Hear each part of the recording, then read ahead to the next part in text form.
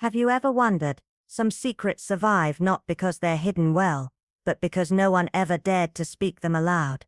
And when they finally do surface, it's not just the truth that comes undone, it's time itself that seems to stop. This is the story of a house where every wall held a lie, and a silence so heavy, the truth had to hold its breath to survive. But one day that silence cracked, and what emerged didn't just shatter the past, it shook the very core of the people left behind. The real question isn't what happened, it's this: if you were there, would you have made the same choice? The spring sun filtered down in a strange hush over the village of Elmbrook Hollow, casting narrow, dappled beams across mossy stone paths and weather-worn hedgerows, as if nature itself were trying to illuminate a truth better left in shadow. It slid gently across the garden of Miss Eliza Wren, a quiet woman of age and unsettling insight, who knelt among her forget-me-nots, her bonnet tilted just so, her fingers deep in the soil as if feeling for some long-buried heartbeat. The cherry trees drooped with blossoms too heavy for April, petals drifting like silent confessions onto the garden's gravel walk. A stillness lingered in the air, not of peace but of anticipation, and Miss Wren, who had lived long enough to understand the moods of land and people alike, paused mid-motion, her breath shallow, her eyes narrowing. Behind her, the kitchen door creaked open and out rushed Lilla, her Czech housemaid with sharp elbows, sharper instincts, and the breathless energy of someone who always knew things 5 minutes before they happened. "They're here," she hissed, clutching the old watering can like a shield. 6 of them, Westmere Lodge, 2-week lease, no luggage seen, no names given. Miss Wren rose slowly, dusting off her gloves with the same grace she used to brush away suspicion, and her gaze settled on the crooked lane beyond the garden gate. Westmere had stood abandoned since winter. The Vance family had vanished overnight, their shutters left flapping, their dog found pacing the empty kitchen. That someone had taken the place now seemed not merely curious, it felt like a disturbance. The villagers, always keen on routine and rhythm, began to whisper. At the grocer's, Mr. Brent muttered how the silver-haired gentleman from the lodge never looked him in the eye, and paid with coins that felt oddly smooth and far too cold. Mrs. Dunn from the library noted that one of the women, dark-haired, always gloved, never touched a book, only ran her fingers across the spines, like she was remembering rather than reading.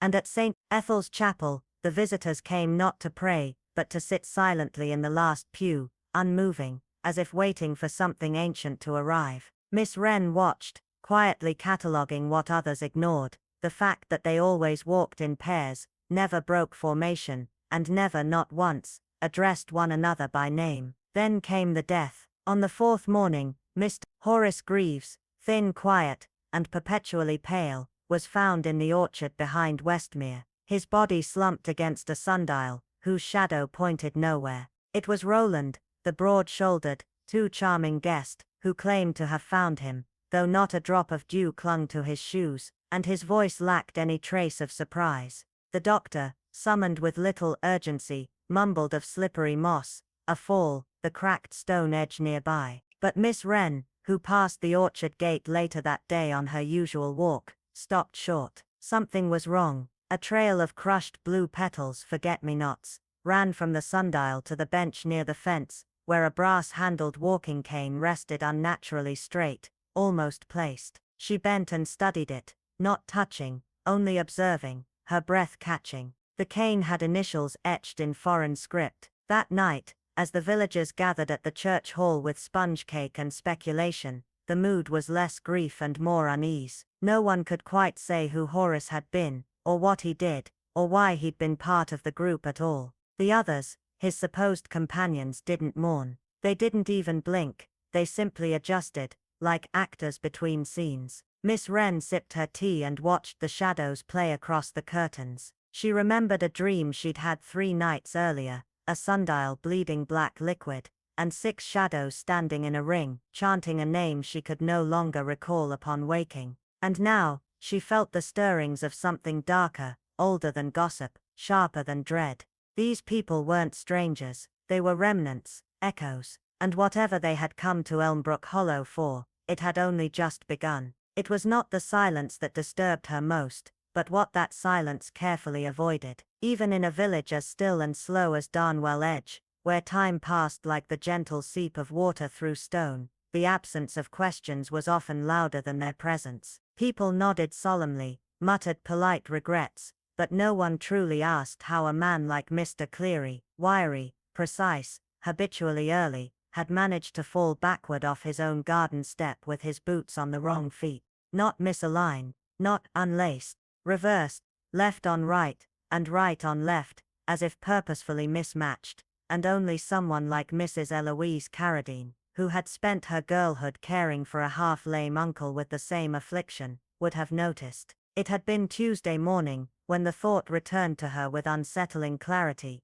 knitting in hand and fire newly stoked, the teacup trembling slightly on its saucer. The forget-me-nots near the clematis had also bothered her, not for being trampled, but for being arranged, as though gathered in a line, and dropped one by something not quite human. The constable had spoken of slippery moss, and the doctor, a new one from Greymore, not their usual doctor, Partridge had nodded far too quickly, for someone who hadn't even checked under the nails. The neighbors, meanwhile, had retreated into the comfort of routine, accepting the explanation with the kind of hush reserved for things that everyone suspects but dares not say aloud. At Thursday's church fete, with bunting twisting in the damp wind and lemon tarts gathering a film of moisture, the death came up again, always cloaked in the language of tragedy, but delivered with the inflection of intrigue. Odd fellow, really, someone murmured, slicing cake with surgical precision. Kept himself to himself. Those friends of his lodgers, were they? Asked another, glancing toward the far end of the green, where a woman in cobalt blue stared too long at a tree that didn't move. They had arrived in pairs,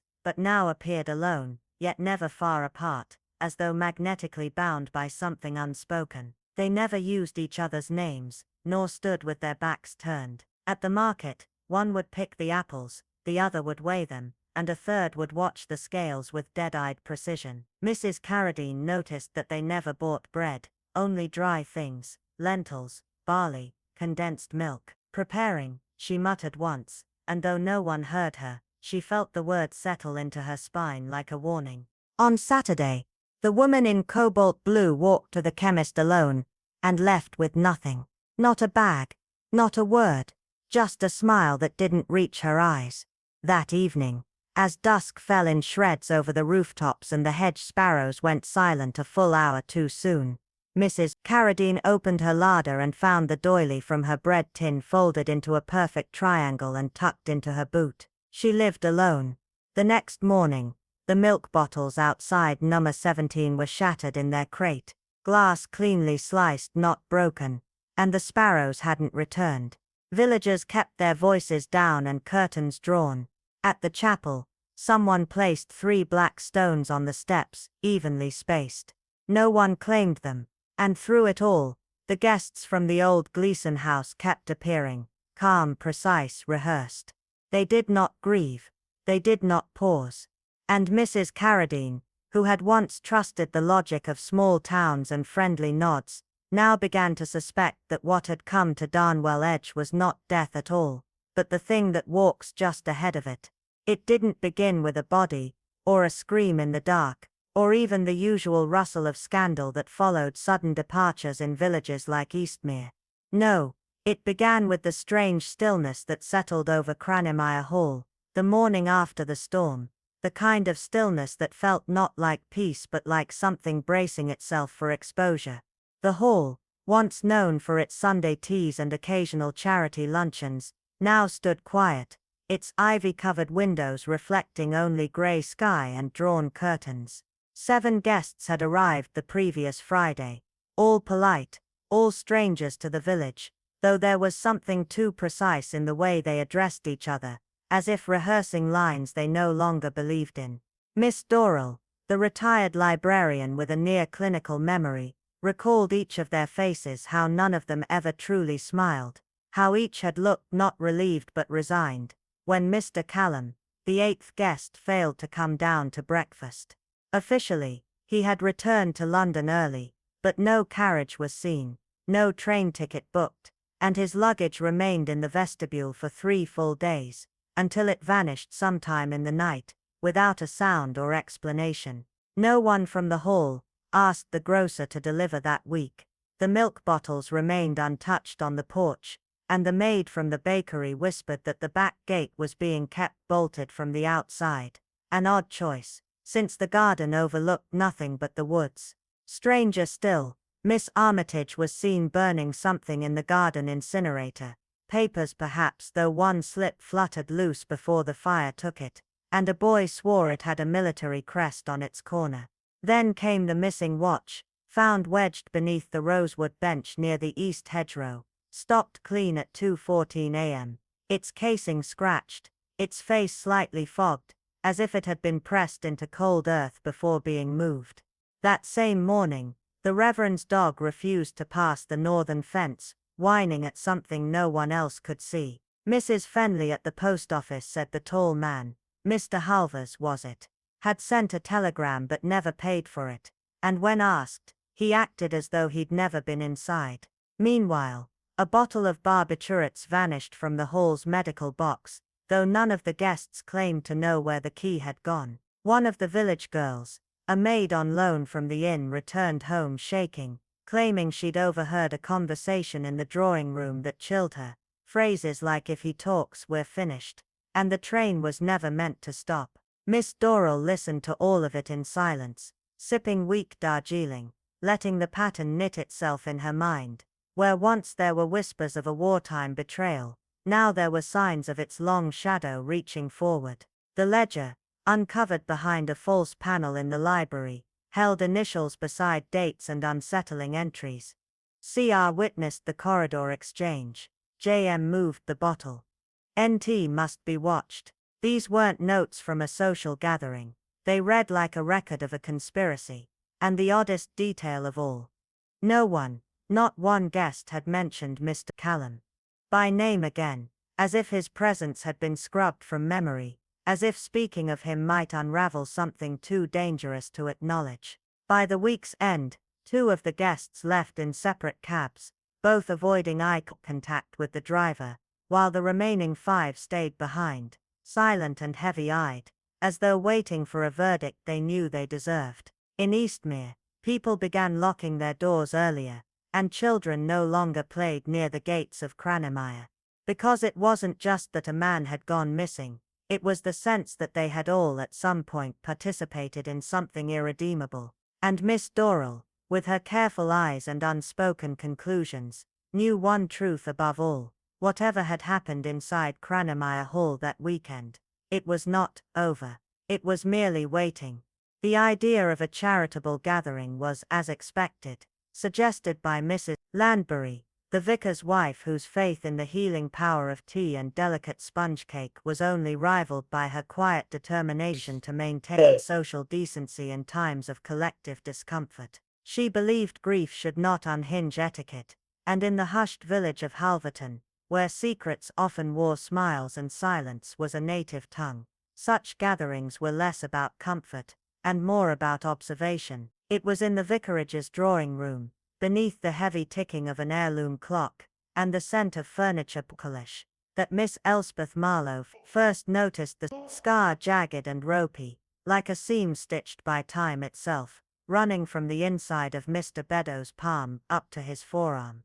He had been loosening his gloves with the kind of care one takes when trying not to draw attention, but Elspeth's eyes, trained in the quiet art of village scrutiny, caught what others missed. Before she could fully shape the question in her mind, Mr. Thorne, seated too stiffly on the edge of a wingback chair, commented lightly, "Factory mishap, I assume," but the words hung strangely in the air, met by no affirming nods, only a silence so loaded, it nearly echoed. Mr. Beddoes offered no correction, only a half-smile that never touched his eyes. That evening, alone in her modest parlor, Elspeth lit a single lamp, and opened a church ledger. She kept not for sermons, but for what had once been hidden within, a folded letter from 1944, the paper now fragile and yellowed. It was unsigned, its ink faint, but it spoke in guarded language about an incident during a coastal munition transfer gone wrong. 4 men returned, it said, but a fifth never did. The silence is safer than the truth. The letter concluded ominously, with the initials EMA scribbled in the margin. Elspeth had never understood why the letter had come to her, or what she was meant to do with it. Until now. Days later, as spring wind bent the hedges outside her cottage, a thick envelope arrived bearing her name in slanted, elegant script and sealed, with a wax crest she didn't recognize. Inside was an invitation to tea at Morvale Lodge, once a grand estate, now partially renovated, standing with the kind of pride that only comes from forgetting what it once held. The hostess was Lydia Harscombe, née Velour, a woman long absent from Halverton's social orbit. Elspeth arrived promptly, her shoes crunching on gravel that felt too freshly laid, and was received by Lydia with a smoothness that felt practiced. The interior of Morvale was austere, tasteful, clean, but cold, like a truth wrapped in silk. They began with pleasantries, garden blooms, the rain last Thursday, the butcher's new apprentice. But beneath it all, there was something else, a tautness in Lydia's tone, a tremble in her hand as she poured the tea, her silver bracelet clinking once too loudly against the pot. Then, as if unspooling a thread carefully hidden beneath embroidery, Lydia murmured, "You remember Ellis, don't you?" Elspeth didn't speak, she only nodded, her memory reaching back to the dying whisper of a soldier in 1946 who'd said, "We left one behind." Not by accident. Ellis's name had never made it to records, nor his face to photographs. Yet here it was again, rising from beneath the weight of 2 decades of silence. Lydia's voice grew thin. "We were all there, Harold, Peter, Beddoes, Felix. The transfer order was rushed. One of us may have ensured it remained incomplete." Her eyes, usually steady, now glistened not with tears, but with the kind of dread that comes only from truth approaching. Elspeth felt the air shift, felt too the subtle presence of guilt walking unseen through the house. On the mantel above the fireplace sat 4 sepia-toned photographs. Young men in uniform, their faces all turned slightly away from the camera, as if not ready to face what lay ahead. Lydia revealed that someone had broken into her cellar recently, not to steal, but to return something. From a velvet pouch, she produced a rusted dog tag, its numbers faint but unmistakable, 5147. Elspeth's breath caught. It was the same number etched in the margin of the old letter, the same she had once dismissed as meaningless. Lydia leaned in, her voice now barely above a whisper. "He wasn't supposed to be forgotten, but one of us made sure he was." Outside, the wind rattled the window pane like fingers tapping to be let in. Elspeth knew then that this wasn't just tea between old acquaintances. This was the slow resurrection of a truth too long buried, a reckoning that had waited patiently for time to loosen tongues and fray the edges of denial. The war had ended years ago, but the silence it left behind had only just begun to speak. Eleanor Hartridge rarely spoke of the war, not from reluctance, but because memory had a peculiar way of editing the past, and hers had grown selective, like a room whose doors she kept locked, save for brief polite visits. Yet as the rain tapped insistently against the glass conservatory roof, and Miss Haverton stirred her tea in slow concentric circles, the silence between them turned uneasy, as though something long buried had begun to scratch at the surface. Eleanor mentioned the others with a distant fondness. Peter, Clara, and Gowan, names that sounded more like echoes than people, but when the name Matthias Gray came up, her posture shifted almost imperceptibly, her fingers tightening around the porcelain handle. "He was always apart from us," she murmured, her voice low, strained, not excluded, just quietly separate, like someone walking a few paces behind a funeral procession, not absent, just not truly with us either. Miss Haverton did not interrupt, only nodded gently, as though coaxing memory without force. "We all came back, or said we did," Eleanor added after a pause, "but the Moors held something back from each of us, some shadow we couldn't shake, even in daylight." She avoided the name of the corporal who had disappeared during the storm march of '44, the one the official reports declared lost to weather and miscalculation, but whose belongings had been quietly returned 6 weeks later, folded too neatly to be an accident. "Did you stay in touch?" Miss Haverton asked, her tone delicate. Eleanor gave a brittle smile. "Birthdays, sometimes. Letters when the guilt grew louder than the silence. Mostly, we avoided anniversaries.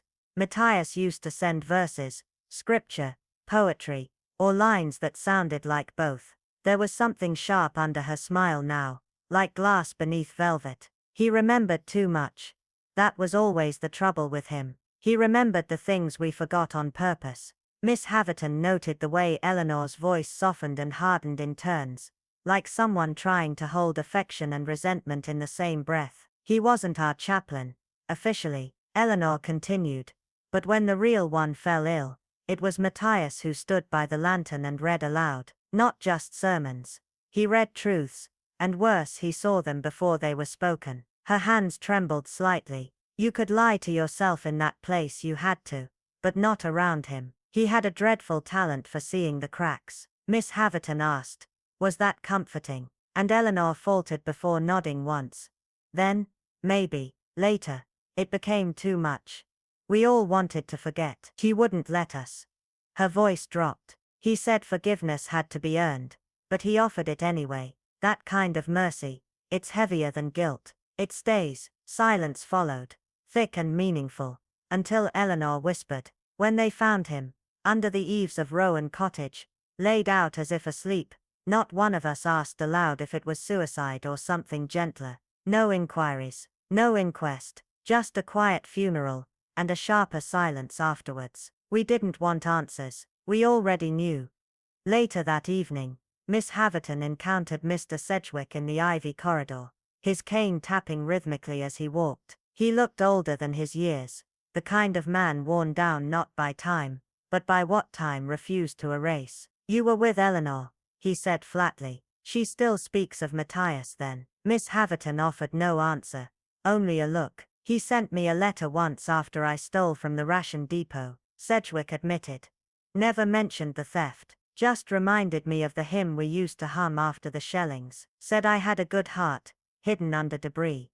Bastard." His voice cracked on the last word, and for a moment, Miss Haverton saw the boy he had once been, lost in the fog of those same moors where Matthias had last been seen alive. "Forgiveness from someone like that," he said, almost choking on the words, "feels like a weight you have to carry alone." Miss Haverton understood then. It wasn't the secrets that bound these people, but the presence of someone who had dared to see them entirely. And now that he was gone, his memory lingered not like a ghost, but like a mirror they couldn't look away from. Whatever happened on those moors had not truly ended. It had simply changed its shape, becoming something that sat between their words, heavy and ever watching. There was something about the air that spring in Windmere Hollow, a stillness too deliberate, as though nature itself was holding its breath for something long overdue. The manor at Briar Edge, once a sanctuary of routine and silence, had taken on a strange weight, like a room that had recently been vacated by a secret no longer content to hide. Lady Imogen Winterbourne, who had long abandoned sentiment for symmetry, found herself increasingly distracted by what was not said, by the pauses in conversation that stretched a second too long, by the glances that failed to meet their destinations. The group that had gathered there, so civilized in appearance, so carefully arranged like porcelain on a parlor shelf, reminded her oddly of the tessellated floor in the conservatory. Every tile distinct, yet the design never quite aligning. There was the scholar who no longer spoke of books, the pianist whose hands now trembled when touching ivory, the widow who wore lavender as if mourning something the rest could not see, and always the Reverend Elijah Cairn, who had once held sermons beneath shattered rafters, and whose gaze now lingered far too long on closed doors. Imogen remembered how, years ago during a blackout in 43, she had heard the same voices murmur secrets in a bomb shelter beneath King's Cross. She hadn't known their names then, but she knew their silences now. Each of them bore something unshed like old snow beneath evergreens. Elijah had returned changed, not with wounds but with awareness, and that was often worse. He remembered not the blood but who bled, and why. When he was found curled like a sleeping prophet beneath the stone arch in the chapel ruins, fingers clutched around a letter no one claimed to have sent, no one asked who might have waited with him in the night, or why the birds had not returned to the trees above. The village constable called it exposure, but those who knew him, really knew him, felt something else, not absence but interruption. Days later, as Miss Eloise Penner, a retired archivist with a memory like a ledger, reviewed the registry of visitors, she found a name scratched out in such a deliberate hand that its removal said more than its presence might have. She noticed too that the chapel's candle holder, which Elijah always polished before prayer, was untouched for 3 days prior to his death. Odd for a man so meticulous, so ceremonial.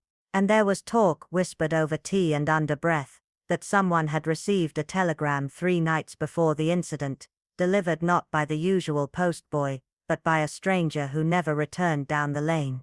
Imogen, standing at the garden threshold days later, noticed how the soil had been disturbed not near Elijah's resting place, but along the hedgerow, where the ivy grew wildest, the very path once used by those seeking to avoid the eyes of the main house. She didn't need proof, not anymore. She had seen the way grief rearranges people, how it doesn't kill but disfigures, quiets them into performances of survival, and now, she believed, no, she knew that Elijah hadn't died for what he confessed, but for what he had refused to bury with the rest of them. His was not a murder of motive, but of memory. And those left behind weren't mourning a man, they were running from a truth he had made too visible. The past, she realized, did not return in storms or shouts, it arrived in envelopes without return addresses, in the way someone hesitated at a familiar staircase, in the scent of lavender on gloves that had not been worn in years. Whatever had happened during that final winter of the war, whatever pact had been made in that cellar beneath the rectory, had not ended with peace, it had only disguised itself as time. That morning, when Evelyn had softly insisted she was still in her room, something about her voice, the unnerving calm, the calculated pause before she spoke, clung to Miss Eleanor Harrow like a thread pulled loose from a tightly woven fabric. On the surface it was nothing, just another morning, another ordinary claim in an old house where shadows held memories like dust on forgotten shelves. But Miss Harrow had learned over years of quiet observation that it was the small truths, the ones too neat, too rehearsed, that often cracked open larger deceptions. Felix had indeed gone out, as everyone said, but the orchard told a different tale. Its silence wasn't innocence, it was selected. The path pressed into the grass, told not of casual wandering, but of appointment. One set of footprints, no return, no second trail crossing his. He had met someone there, yes, but not by coincidence. Someone had waited, hidden perhaps behind the gnarled hedgerow, cloaked in time and intention.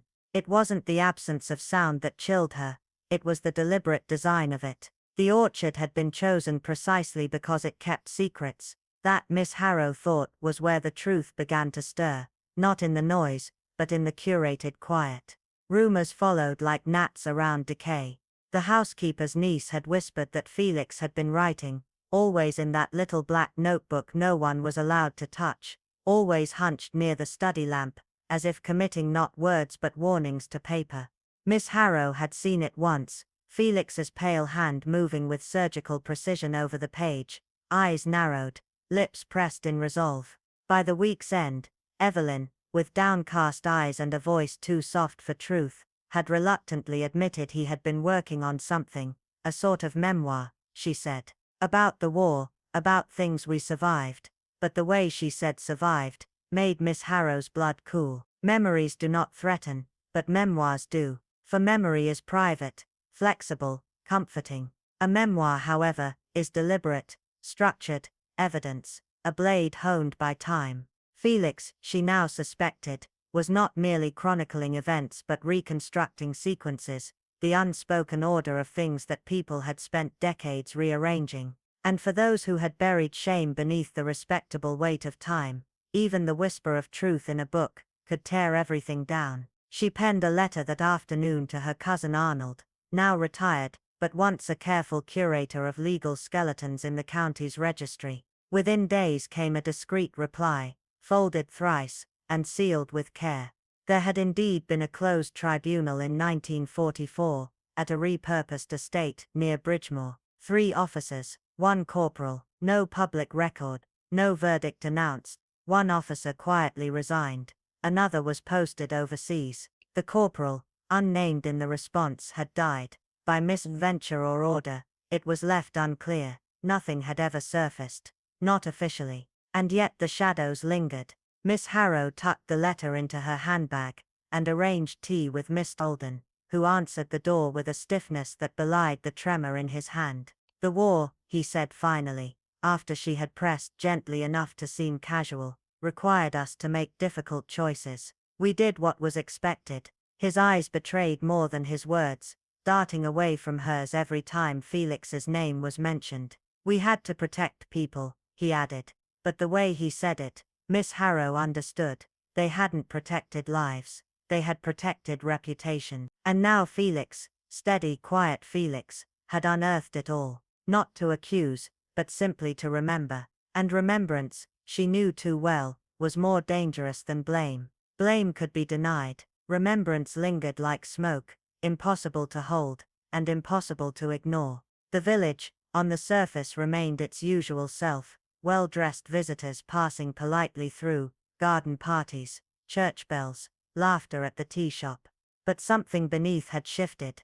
Mr. Vale, once so composed, now gripped his cane, as though it might betray him. Evelyn smiled with the kind of softness that concealed a scream. Mr. Alden spoke only in measured phrases, as if each syllable had to be vetted before release. They were afraid, not of being found guilty, but of being seen. Of the truth they had buried, being exhumed by a man with a pen. No trial, no gavel, no cell, only pages, written with restraint and clarity. And in those pages, decades of curated silence would come undone. Miss Harrow saw it now. Felix hadn't simply wandered into the orchard that day. He had been led there, not by deception, but by conviction. He believed the past deserved a voice. Someone else believed it should stay buried. And in that clash, of memory and silence, of confession and concealment, lay the true crime. Not of what happened in the war, but of what was done to keep it hidden.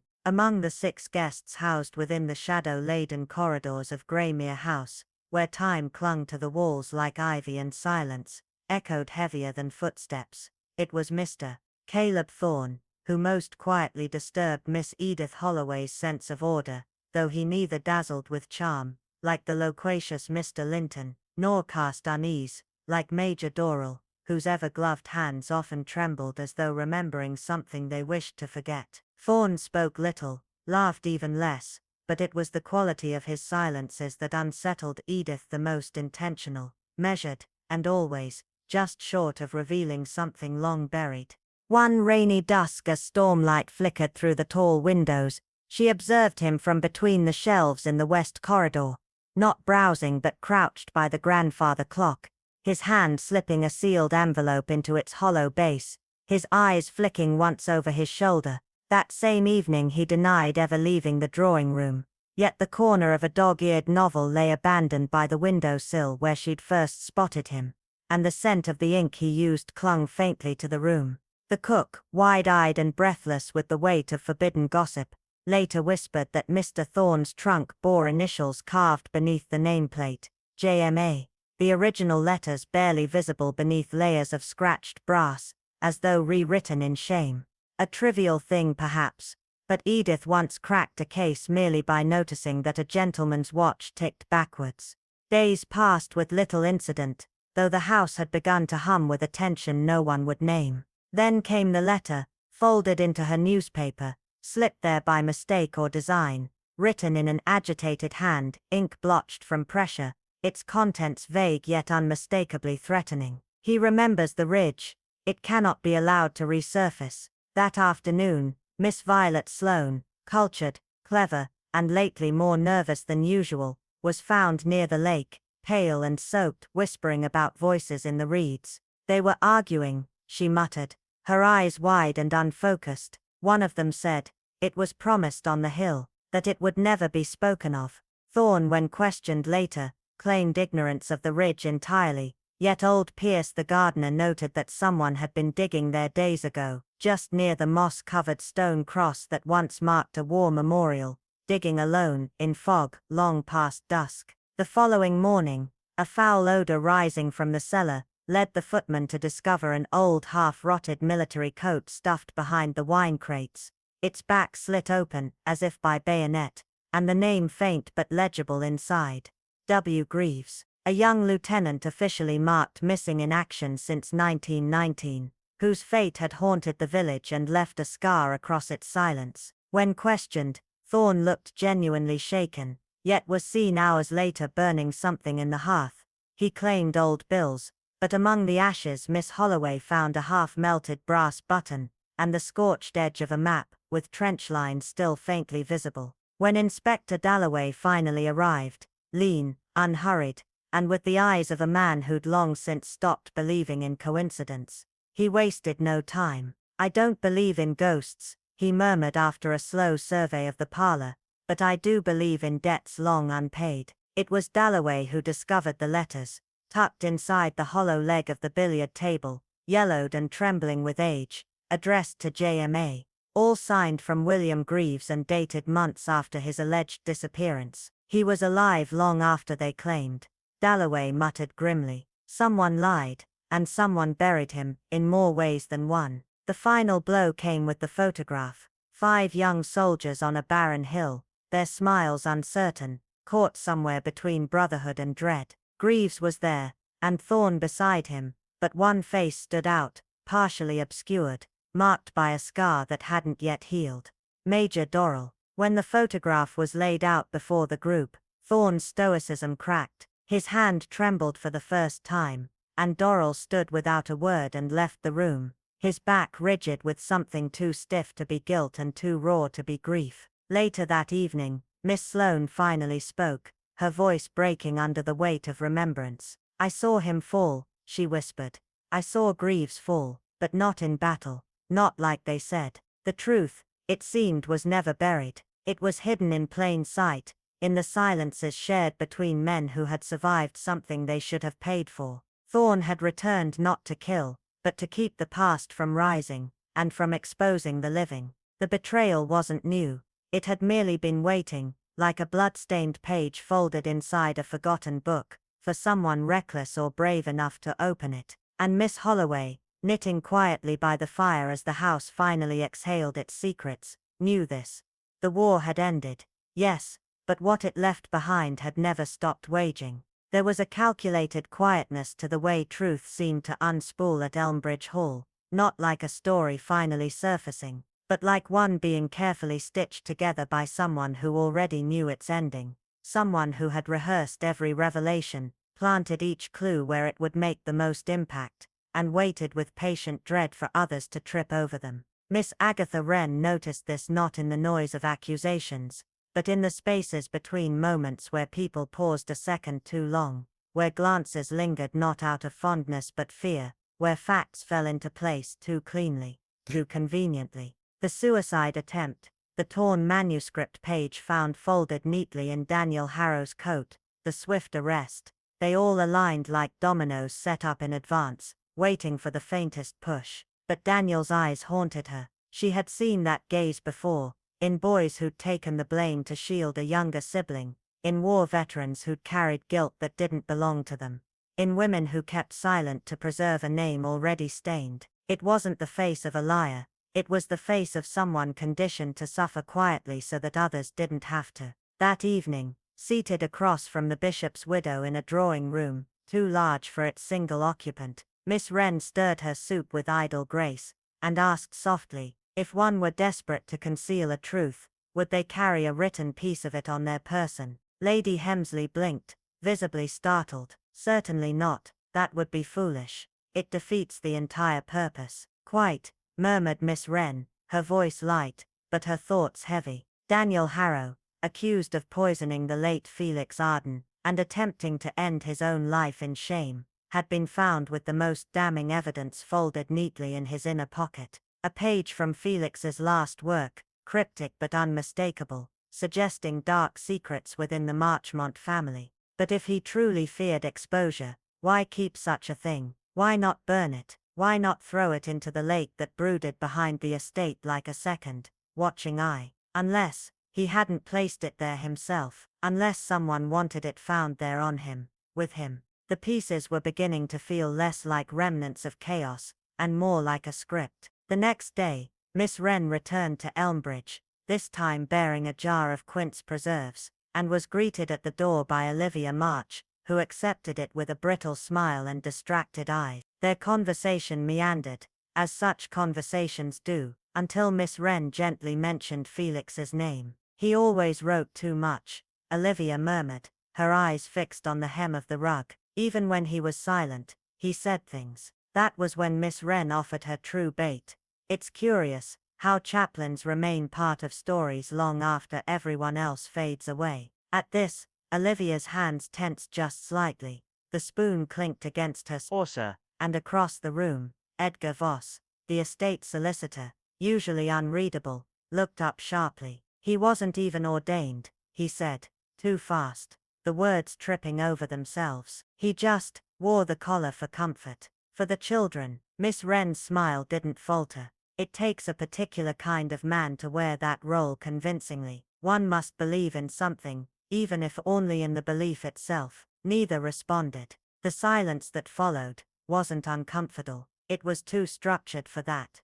It was like standing in a room where something terrible had happened, and no one was allowed to acknowledge it. Miss Wren had spent a lifetime watching people undo themselves through what they chose not to say, and here again, it was the avoidance of a name, Felix's name, when tied to that falsified role, that told her everything. He had listened, perhaps even forgiven, and for that he had been made dangerous. Someone had confessed something they now wished erased. That night Miss Wren sat in her study, the fire reduced to faint orange breath, and stared at her untouched knitting as rain slid down the windows like tears denied. Her thoughts circled back to Daniel Harrow, his silence not blank but full of intent. Years ago in Kingsbury, a boy had been falsely accused of theft from the parish coffer. He had not spoken in his defense because the true culprit had been his elder brother, and their father, a local magistrate, had whispered to him, "Family before truth." That boy had carried the weight of that silence like a badge. Daniel's silence now felt no different, not cowardly, but protective. He had already served time for a crime involving falsified accounts that many now believed had benefited someone higher up, perhaps someone like Edgar Voss, or a Marchmont cousin with influence. But Daniel had never defended himself. He had believed, then as now, that his silence protected someone worth shielding. But this time the stakes were higher. This time a man was dead, and someone wanted Daniel's back bent once again beneath the full weight of their hidden shame. Miss Wren understood now. Felix hadn't scattered those pages. He had been trying to make someone confront what they'd confessed, but whoever had killed him had panicked, half destroyed the manuscript, framed the quietest man, and watched the house close ranks. The torn page didn't point to the truth, it pointed to someone's fear of it, and Miss Wren, beneath the hush of rain and fading firelight, resolved she would no longer chase answers. She would chase fear, and find whoever trembled the most when she said Felix Arden's name aloud. For decades, Elspeth Crane had lingered in the peripheral vision of Ashcombe Hollow, not quite forgotten, but never truly seen, the sort of figure one passed on a foggy lane, and remembered only as a blurred impression, like mist evaporating at sunrise. She moved quietly, her shoulders permanently hunched as if trying to shrink away from memories too heavy to carry upright. Ever since her brother Tobias had fled under the cloud of a crime he never confessed to, the fire that gutted the rectory and nearly killed the vicar, Elspeth had borne the weight of communal suspicion in silence, not because she was guilty, but because no one else had the courage to ask who really was. Now with Lionel Greaves, the village solicitor, and the final thread connecting old secrets to the present, found dead in his clawfoot tub with nothing more than the faintest whiff of bitter almonds in the air, it was Elspeth again who had become the invisible center of the storm. Miss Verity Locke, unassuming to the careless eye but razor-sharp beneath her modest cloche hat, watched from a distance as villagers muttered their reassurances and condolences, never quite meeting Elspeth's eyes. But Verity had learned long ago that guilt and grief were not the same. One trembled, the other endured, and what she saw in Elspeth was not fear, but burden, something ancient, something lived with. The mystery of Lionel's death was made murkier by the missing will, or rather, a rumored revision known only as the Rivermount Addendum, whispered among clerks and former clients, said to name a new heir unrelated by blood. Verity began her quiet pursuit at the Archive House, a brick building swallowed by wisteria and long silences, where she found Harold Breyer, the brittle-jointed caretaker, poring over maps that hadn't been touched in years. "Strange," he muttered, recalling a recent visitor, a veiled woman with stiff gloves and hurried breath, who requested files tied to Lionel's estate, but left no name, only a lingering scent of lavender, and something metallic. Verity's instincts stirred. The missing addendum wasn't merely inconvenient.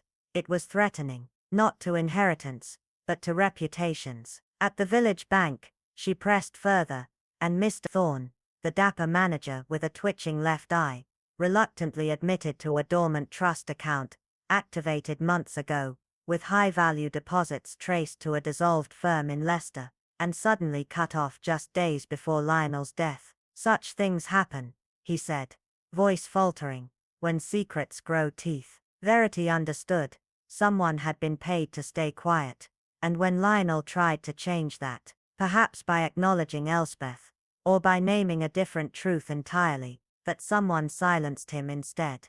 But money trails weren't the only map to follow. Verity began re-examining the community itself, old friendships, long-forgotten feuds, the odd way people refused to speak Elspeth's name directly. She noticed Evelyn Braddock, once Lionel's most trusted client, burn a bundle of letters near the cemetery hedge. She noted the trembling of Reverend Shaw's hands each Sunday, when he read the same passage about truth finding its way to light. And always, Elspeth, silent, steady, eyes watching like someone already prepared for judgment. Miss Locke's realization came not in a flash, but in the quiet between breaths. Lionel hadn't been afraid of dying. He'd been afraid of what would be left behind. Not just a will, but a confession embedded in bequests and buried names. And Elspeth, the woman no one listened to, had been the only one present when that truth was first uttered, years ago, in firelight and fear. The town thought she had stayed silent out of shame, but Verity now understood. She had stayed silent to protect those who didn't deserve it. And when the payment stopped, so did her patience. As Verity penned a letter to her confidant in Lincolnshire, her thoughts swirled with a single chilling certainty. The face of the forgotten woman was often the one who knew everything. And this time, the village's silence would not be enough to smother the truth Elspeth carried in her tired, unshaking hands. Tavistock was not a man one remembered easily, not the type to command attention in a crowded room, but rather a figure that surfaced later, unexpectedly, in memory's dim corners, like a scent caught in a winter coat long forgotten, discreet, restrained, but quietly watchful.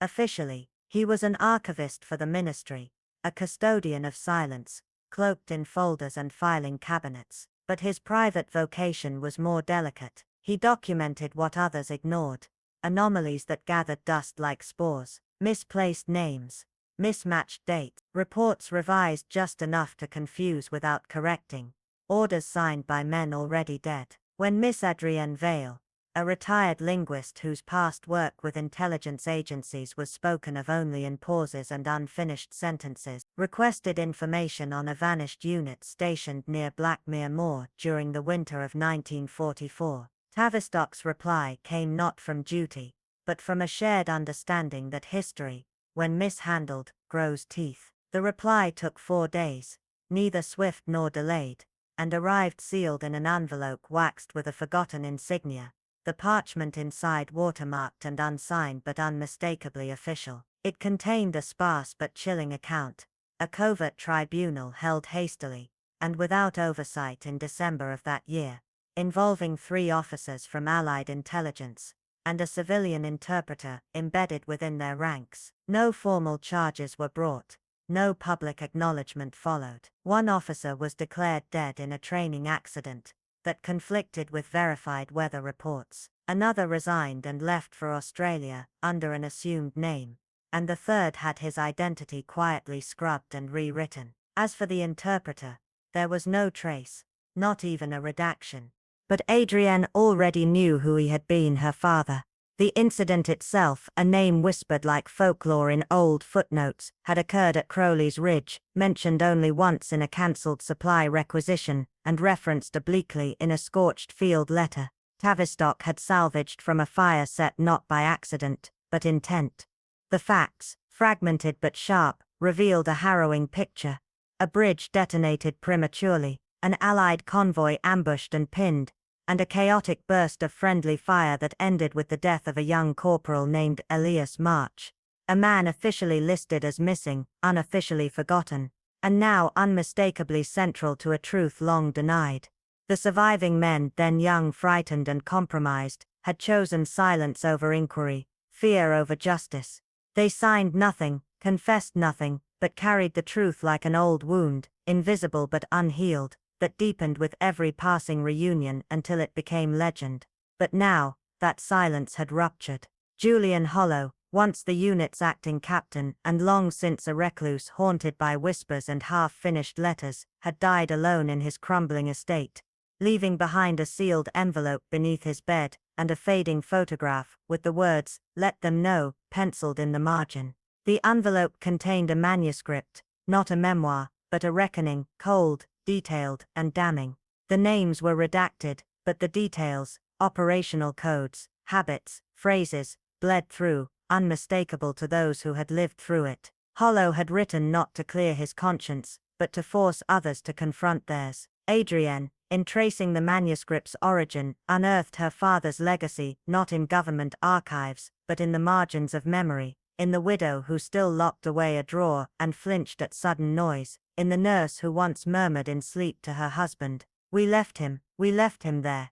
The real breakthrough came unexpectedly, behind an old church mirror, where a faded photo had been hidden, 3 young men on a ridge, their faces tense not with bravery, but with guilt. One of them wore a wristwatch that Adrienne now kept in her drawer, passed down with no context, wrapped in cloth, too significant to discard, and too painful to explain. She visited Mrs. Fairling, the housekeeper at Hollow's estate, and found the woman brittle with secrets. It took an hour of silence, tea cooling in fragile china, before she spoke. "He tried," she whispered, eyes shimmering. "He tried to make it right before the end. But the past doesn't forget, does it?" Adrienne didn't answer. She didn't need to. Because truth, once buried deep enough, grows roots. It waits, watching, for the moment when someone foolish or brave enough disturbs the soil. The final revelation didn't come from the manuscript, but from a pension file, quietly adjusted in 1972, awarding compensation to a woman listed as Elias March's sister, a woman who had no known brother, but kept a military medal in a velvet pouch beneath her bed. The implication was undeniable. Elias had not died from enemy fire, but from betrayal, silenced by those who feared his defiance more than the enemy's guns. Hollow had not been murdered, at least not in the conventional sense. He had been consumed by the despair of knowing that truth only matters to those still listening. Standing at Crowley's Ridge, Adrienne let the wind carry the last pages of the manuscript, her hands trembling, not from fear, but from the heavy bitter weight of vindication. The past had clawed its way free, not to accuse, but to insist on being remembered. And some truths, once unearthed, do not rest. They linger like ash in the air, reminding the living that silence is never justice, and that even the dead deserve their day. Grenton Hollow was never just a village, it was a living mausoleum, where every smile was a mask, every handshake a pact, and every crumbling wall whispered secrets too dangerous to be remembered aloud. When Eleanor Brandt, once a silent strategist for the War Office, now a woman cloaked in quiet resolve, unfolded a scorched scrap of paper from an old envelope buried beneath years of dust, she knew immediately this wasn't a relic of nostalgia, but the echo of a reckoning long delayed. The message, partially burned, bore only 2 surviving lines. They said silence was duty, but silence became the crime. Below it, in faded ink, were the initials A.W. Captain Alaric Wynne, officially listed as missing during Operation Fenlight in the marshlands of 1945. But Eleanor knew better. Wynne hadn't disappeared into enemy hands or drowned in murky waters. He had been deliberately erased, his name buried not with the dead, but with the inconvenient. Now, decades later, his ghost had returned, not in spectre, but in truth, raw and unfinished. She called them all to the drawing room of the old manor house, not for accusation, but for illumination. The surviving members of that operation filed in one by one. Sir Thomas Grey, stiff and cold as ever, cane tapping like a ticking clock. Margot Elwyn, her practiced smile barely hiding the fear in her eyes.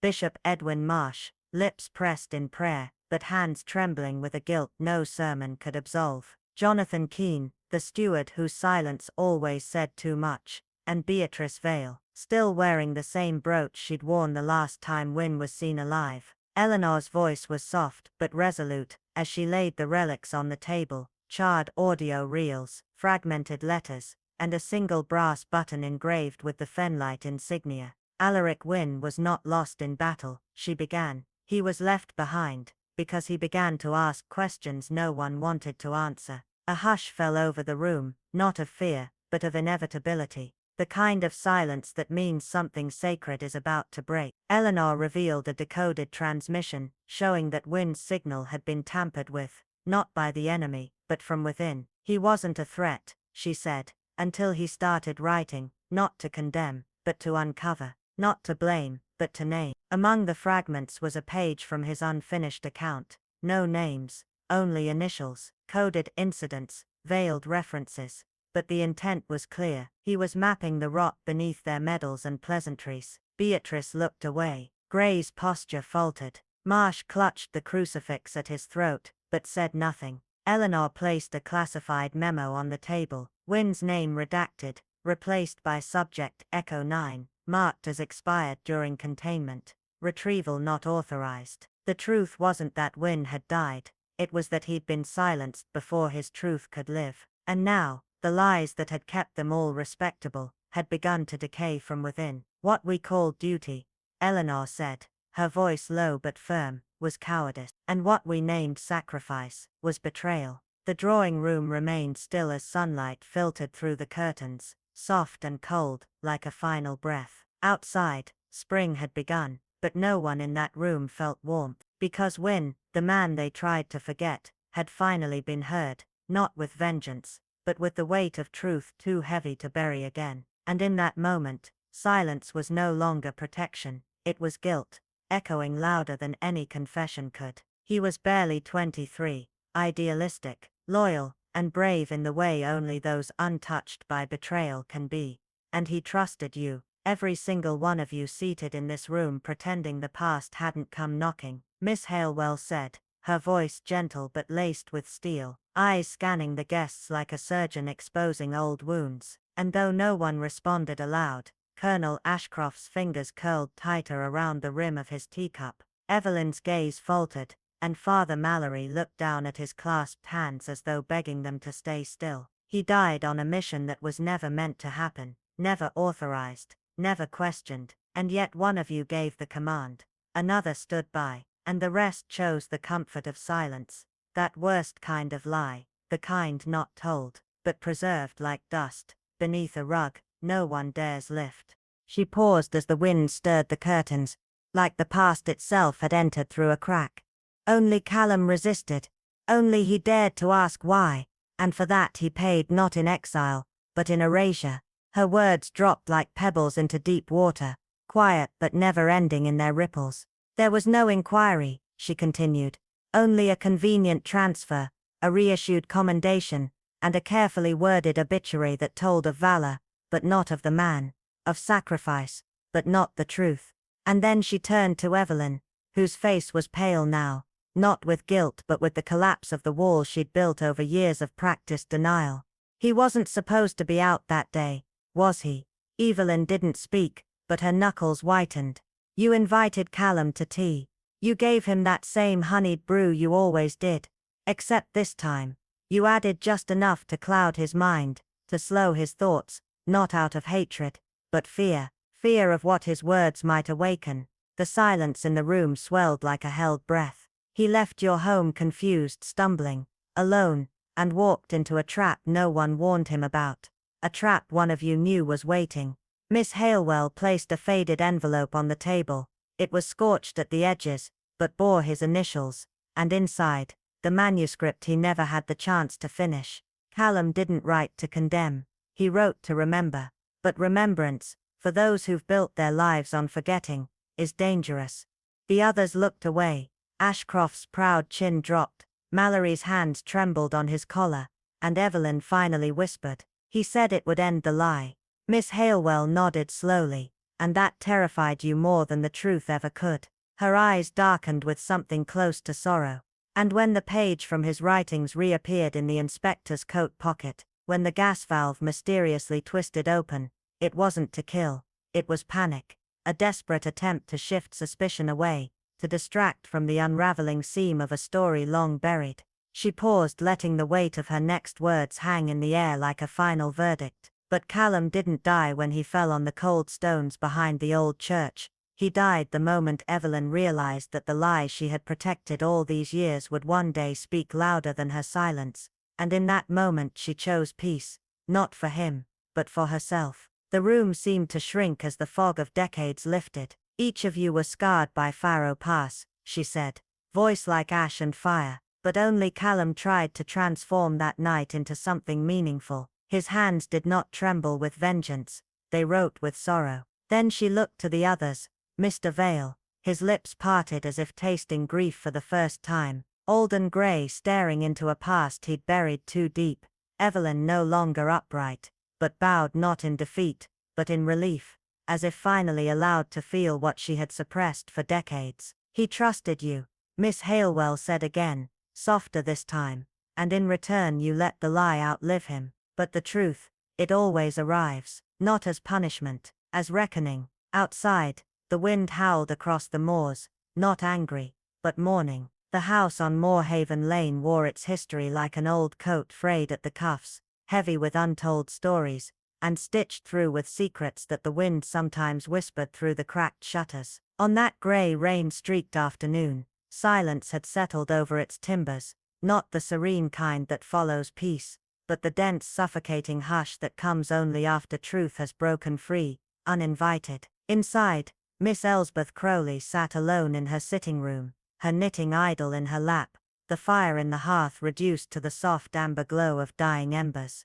Her fingers, usually so precise and busy, now rested motionless as if afraid to move lest they disturb the fragile stillness that had settled over the room like ash after a distant explosion. The air smelled of wet earth, old books and something else, something older, unspoken, like guilt preserved in lavender-scented drawers. Just 3 days ago, the letter had surfaced, a yellowing scrap of wartime paper misfiled in the parish ledgers by someone long dead. It bore no signature, just a date, March 12, 1944, and a single line that changed everything. "Switch the signal, Harris will take the route." No context, no apology, but for those who had lived that night, it was more than enough. The letter, discovered by curious young Toby Whitmore during his research for the school's History of Our Village project, was supposed to be nothing more than a relic, a dusty curiosity. But Toby, sharp-eyed,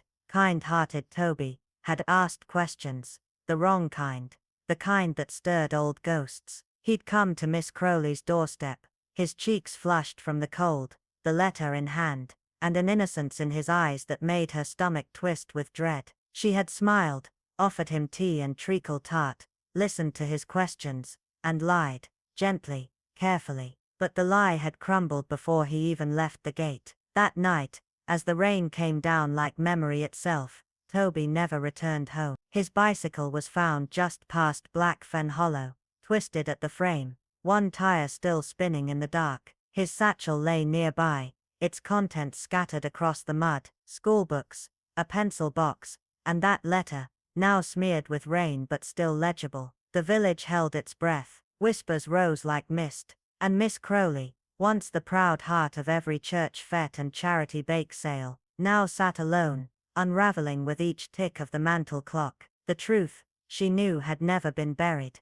It had been waiting, coiled in corners, held back by polite silence and wartime patriotism. On that night in 1944, they had chosen to sacrifice Corporal Harris, not because he was guilty, but because he was expendable. Colonel Vexley had made the call, Reverend Linley had nodded, Harriet Langdon had agreed, and Elsbeth herself had passed along the signal. They'd told themselves it was for the greater good. Harris had no family. He was quiet, obedient, easy to lose. But Lillian, his fiancée, had waited by the postbox for 2 years, writing letters no one dared return. Miss Crowley had watched her age with grace and quiet sorrow, watched her tend the same rose bush every year, always pruning too early, as if trying to rush the bloom that never came. And now Toby, bright, hopeful Toby, had stumbled onto the truth. His death was ruled an accident, no foul play, a slippery path, a bad fall.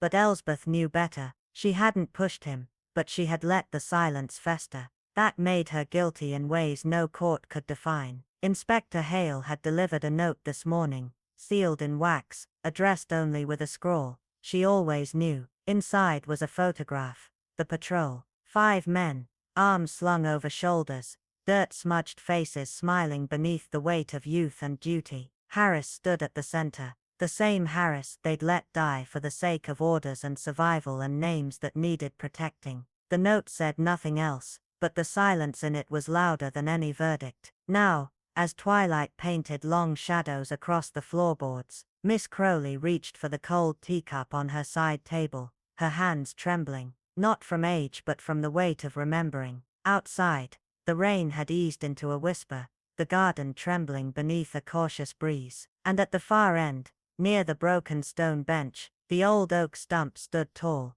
its roots now crowned with something unexpected. A bloom, pale, fragile, defiant, a white blossom blooming at the base of what had once been split by lightning the night Harris vanished. Some truths, Miss Crowley thought, are like that. They grow slowly, painfully, in soil soaked with regret and watered by decades of silence. But bloom they must. Redemption, after all, is not a trumpet's blare or a gavel's strike. It is a whisper in the dark, heard only by those willing to stop and listen. She closed her eyes, folded the photograph gently, and tucked it beneath the clock on the mantelpiece. And in that small act, quiet, reverent and unseen, the storm at long last began to pass. But the white camellias had bloomed, late, defiant and fragrant with memory. And that, Eleanor Redfern thought, was finally enough. Enough to stir the truth from where it had long curled itself into the corners of her life like smoke under locked doors. She hadn't spoken of that evening for 37 years, not since the fog rolled over Wickmere Station and swallowed the last train bound for Dorsham Heath, the one Charles never returned from. The official report claimed weather interference, signal failure and no foul play, but the village remembered otherwise, even if it never dared speak aloud. She had watched the world rebuild itself over decades of silence, watched the garden bloom and wither, watched children become strangers, and strangers become caretakers of a history they'd never lived. But silence is never still. It shifts, it pulses, it waits. And when the letter arrived, a faded envelope bearing her maiden name and the tremor of handwriting she had once traced in candlelight, she knew the past had found its voice again. No threat, no accusation, only a single line: "He didn't fall. You opened the gate." And yes, she had. Not out of malice, but out of fear. Fear of what Charles had discovered about Lord Hathersl's land deal. Fear of what that truth might mean for her father's livelihood. Fear that a single step toward justice might crush everyone she loved under its weight. So she had done nothing. Not lied. Not warned, just opened the gate and walked away, and Charles had vanished into mist and myth. But the camellias had bloomed this year, soft and ghost pale, despite frost, despite wind, despite everything. And Eleanor, sitting beside the very garden wall she once leaned against while hearing the distant scream of metal on rails, finally allowed herself to remember without turning away. It wasn't courtroom justice that mattered. It never had been. But the quiet reckoning of memory, the soft unspoken confession carried in a letter slid beneath the door. and in the courage to whisper truth aloud in a world that had long forgotten how to listen. And perhaps that is justice, not vengeance, not verdict, but the moment the soul can breathe again beneath the weight of its own honesty. For as Miss Alara Finch, the quietest woman on Crookshallow Lane, once said over Earl Grey and crumbling shortbread, time does not forgive, but it does wait, and sometimes, it waits for someone brave enough to notice what was always there. Which brings us to you, dear listener. If you were Eleanor Redfern, keeper of a silence that cost a life, would you have spoken sooner, or kept the gate closed forever, never letting the past seep back through the soil of your conscience? Tell us what choice you would have made, in the hush between memory and truth. And if this tale of whispered reckoning stirred something in you, share it with someone who believes in justice that comes not with a gavel, but with a blooming flower and a trembling hand. For more stories like this, of secrets buried beneath hedgerows, of sins confessed over fading teacups, and of mysteries unraveled in the spaces between words, be sure to subscribe. We're grateful you joined us in this quiet reckoning. Until next time, keep your eyes soft, your tea warm, and remember the past is never gone. It only waits, like camellias in the frost, for someone to see it bloom again.